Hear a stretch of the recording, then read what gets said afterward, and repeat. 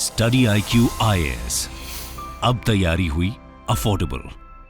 दोस्तों, अब से कुछ ही दिन पहले इजराइल और इंडिया के रिलेशंस एक बेहद नाजुक मोड़ पर पहुंच गए। दोनों देशों के पीपल टू पीपल टाइज बड़े लेवल पर इफेक्ट होते होते रह गए। जी हाँ दोस्तों, हम बात कर रहे हैं कश्मीर फाइल्स के ऊपर इजरायली फिल्म मेकर नदाव लपिड के कंट्रोवर्शियल कमेंट्स की। जो लोग नहीं जानते हैं उनको बता दें कि 20 नवंबर से 28 नवंबर तक गोवा में 53rd international film festival of India का एक ग्रैंड इवेंट ऑर्गेनाइज किया गया। इसको जज करने के लिए इंडिया समेत अमेरिका, फ्रांस और इजराइल से 5 फिल्म मेकर चुने गए।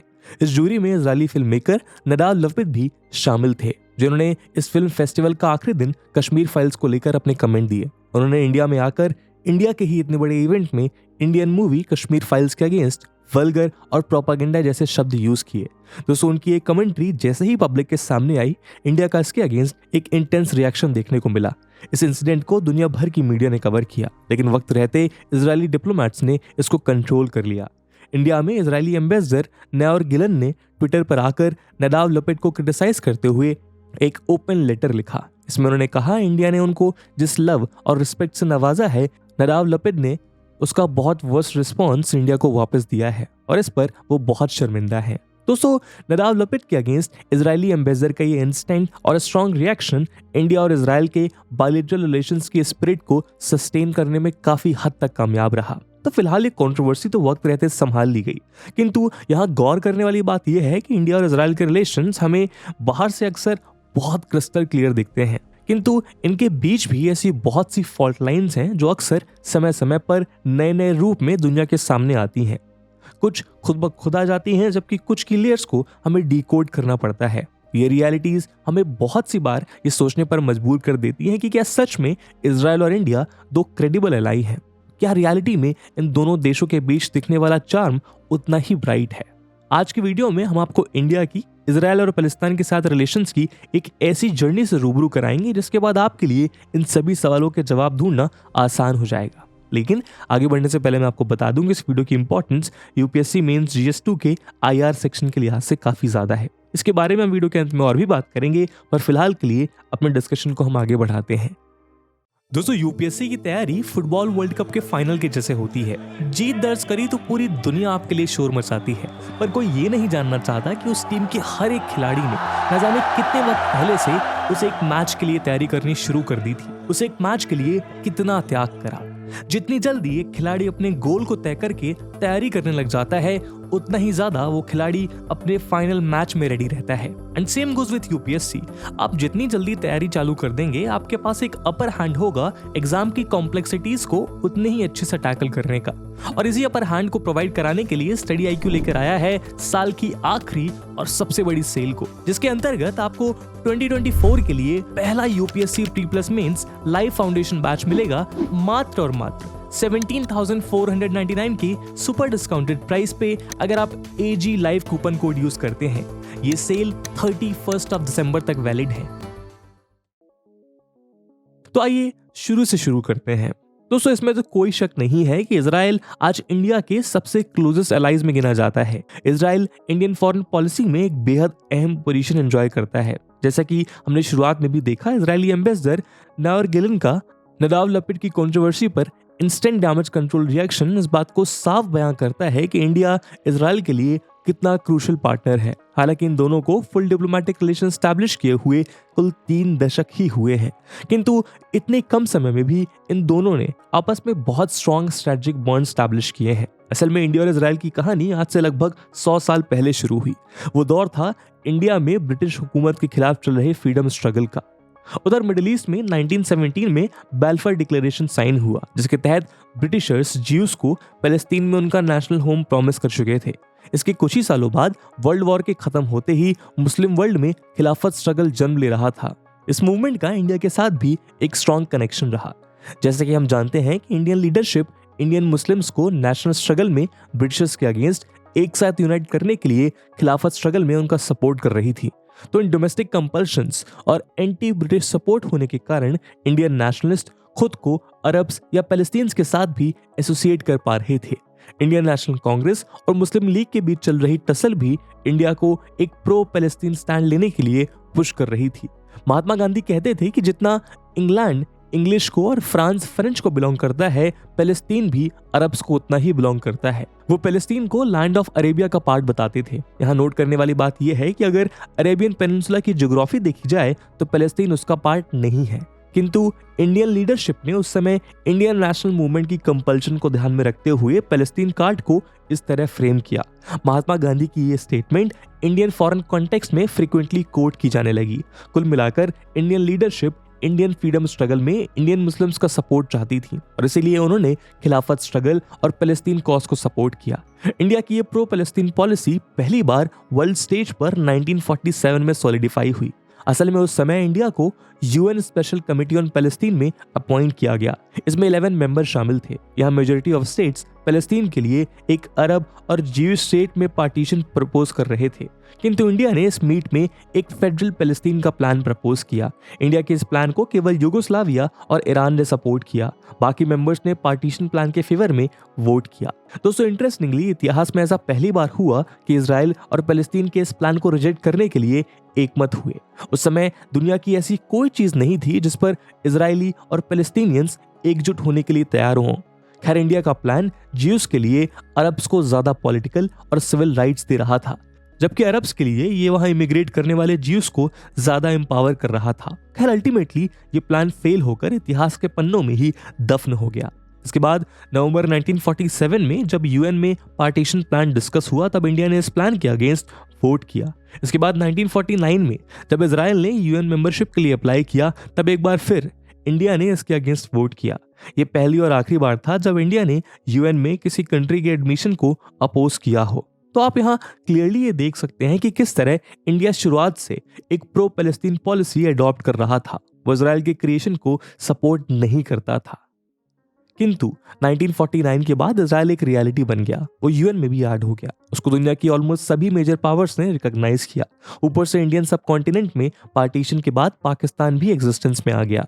पाकिस्तान को अरब वर्ल्ड का स्ट्रॉन्ग सपोर्ट हासिल हुआ। ऐसे में इंडिया को अपना एंटी इजराइल स्टैंड रिवाइज करना पड़ा। इसलिए 17 सितंबर 1950 को इंडिया ने इजराइल को रिकॉग्नाइज कर लिया।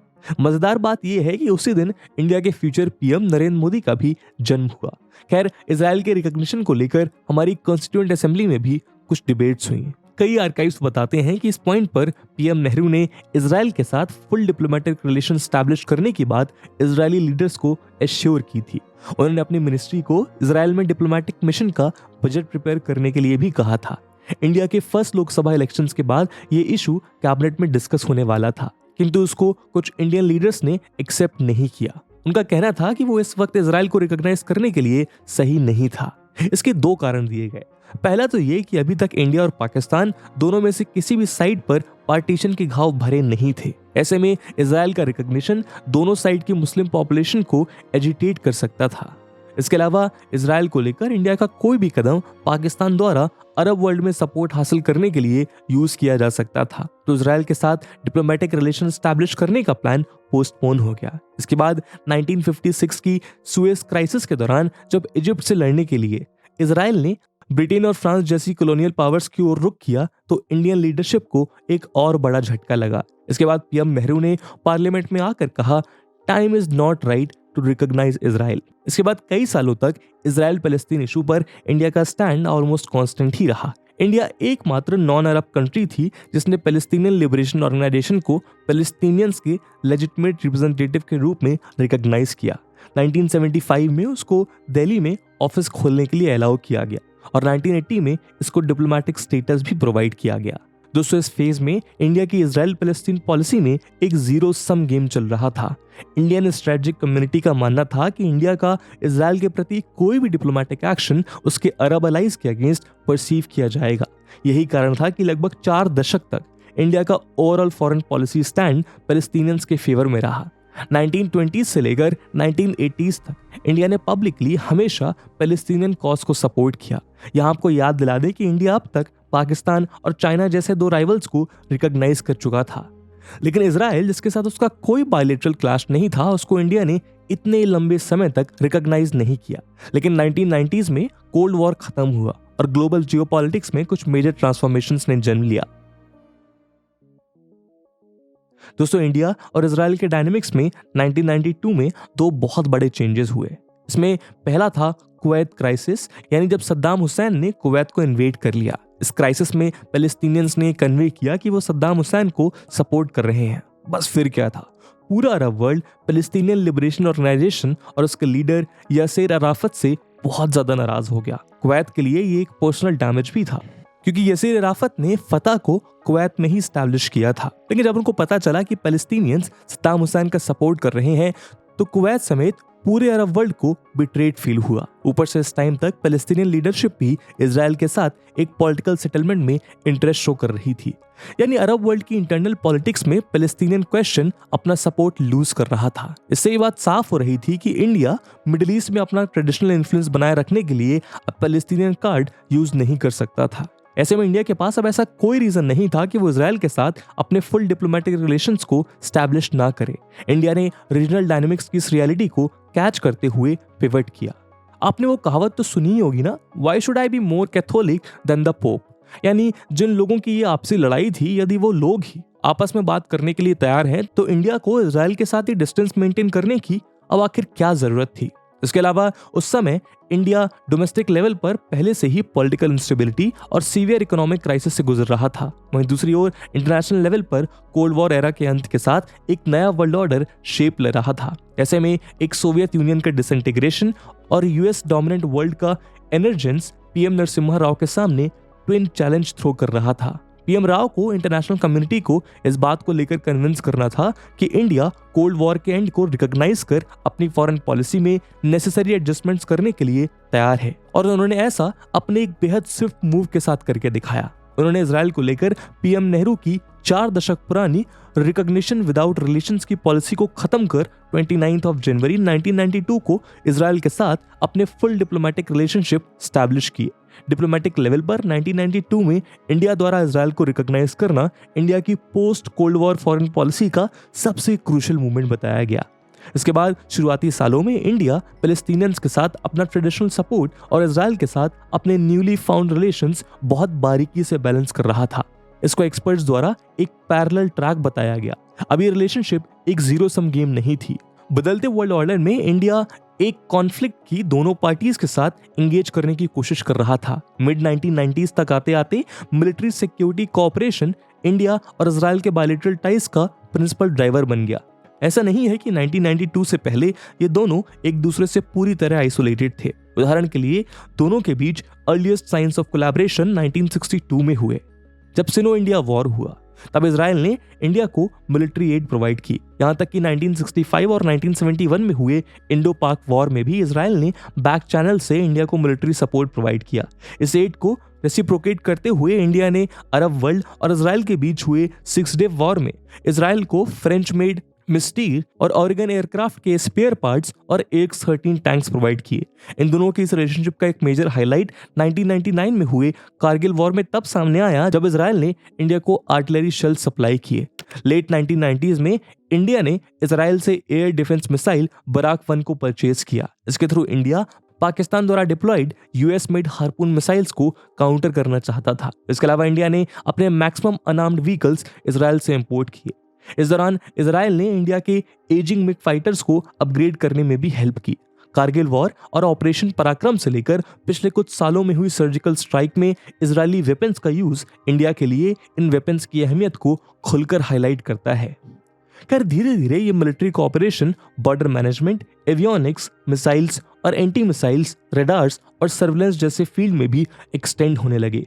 कुछ समय के लिए इजराइल ने इंडिया के मेजर आर्म सप्लायर की लिस्ट में रशिया को भी ओवरटेक कर लिया। यदि पॉलिटिकल एंगेजमेंट्स की बात करें तो शुरुआती सालों में इंडिया इजरायली लीडर्स को होस्ट करने में बेहद रिलक्टेंट दिखाई पड़ता था, लेकिन सितंबर 2003 में पहली बार पीएम अटल बिहारी वाजपेयी ने इजरायली पीएम एरियल शेरों के लिए एक historic red carpet roll out किया। 2004 में पावर में आने के बाद कांग्रेस लेड यूपीए गवर्नमेंट के ऊपर इस कोर्स को करेक्ट करने का प्रेशर बनाया गया, किंतु वो काम नहीं किया।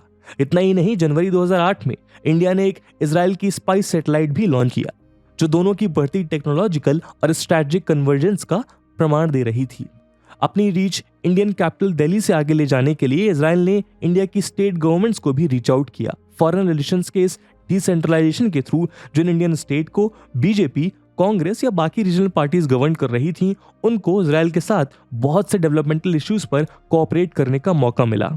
टाइम के साथ दोनों का फोकस हार्डकोर सिक्योरिटी इश्यूज से agriculture, water management, recycling, startups और इंफ्रास्ट्रक्चर जैसे डेवलपमेंटल एजेंडाज की ओर बढ़ा। तो दोस्तों 2004 से 2014 तक इंडिया और इजराइल के इक्वेशंस में एक नॉन पैरेलल ट्रैक देखा गया। इस दौरान एक तरफ इंडिया इजराइल के साथ अपने मिलिट्री और सिक्योरिटी रिलेशंस बूस्ट कर रहा था, लेकिन वहीं दूसरी साइड वो इसकी पैलेस्टीन पॉलिसी या ह्यूमन राइट इश्यूज को लेकर इजराइल को क्रिटिसाइज भी कर रहा था। यहाँ आपको बता दें कि अभी तक इंडिया ने पैलेस्टीन को लेकर भी अपने ट्रेडिशनल स्टैंड में भी कोई मेजर चेंज नहीं लिया है, लेकिन इजराइल के साथ वो अपने रिलेशंस इंप्रूव करता गया।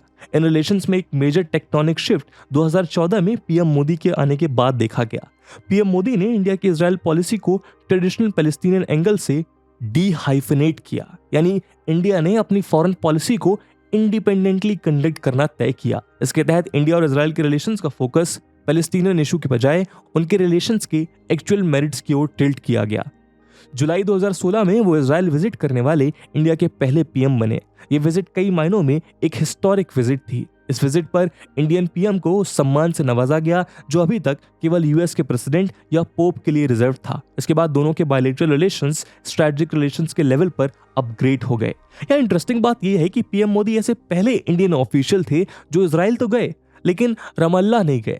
रमल्ला पैलेस्टीन नेशनल अथॉरिटी के हेडक्वार्टर है। इस एक्शन की सिंबॉलिक वैल्यू अपने आप में बहुत कुछ बयां कर रही थी। खैर, इंडियन पीएम मोदी और इजरायली पीएम बेंजामिन नेतन्याहू की क्लोज पर्सनल इक्वेशंस ने ही इस रिलेशनशिप को और भी ज्यादा चार चांद लगा दिए। उधर इंटर अरब रिलेशंस में पैलेस्टीनियन फैक्टर की रेलेवेंस को सबस्यूम होता देख इंडिया ने ईस्ट जेरूसलम की पोजीशन पर भी अपना स्टैंड चेंज किया। और तो और पिछले कुछ सालों में यूएन में इजराइल से रिलेटेड क्रिटिकल रेजोल्यूशंस पर इंडिया के वोटिंग पैटर्न में सटल चेंजेस आए हैं। उदाहरण के लिए 2019 में इंडिया ने इजराइल को सपोर्ट करते हुए पैलेस्टीनियन ऑर्गेनाइजेशन को यूएन इकोसॉक का ऑब्जर्वर स्टेटस डिनाई किया। उसी तरह गाजा स्ट्रिप में एक इंस्पेक्शन डिमांड कर रहे यूएन ह्यूमन राइट काउंसिल के रेजोल्यूशन से भी इंडिया ने अब्सटेन किया।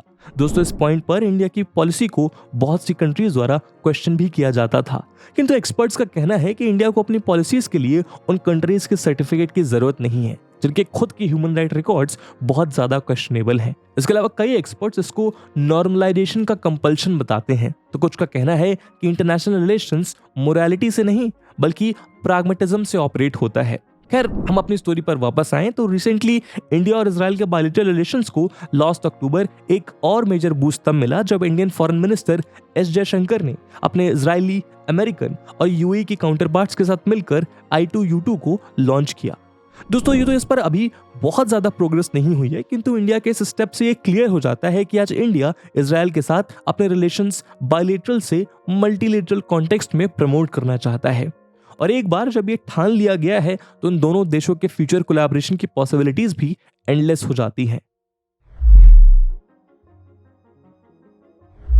तो दोस्तों, अभी तक हमने इंडिया के इजराइल और पैलेस्टीन के साथ रिलेशंस की एक लंबी जर्नी की सैर की। हमने देखा कि कैसे शुरुआत भले ही एकदम ऑपोजिट डायरेक्शन में हुई हो, किंतु वक्त का पहिया इंडिया और इजराइल को एक दूसरे के बहुत क्लोज लेकर आया है।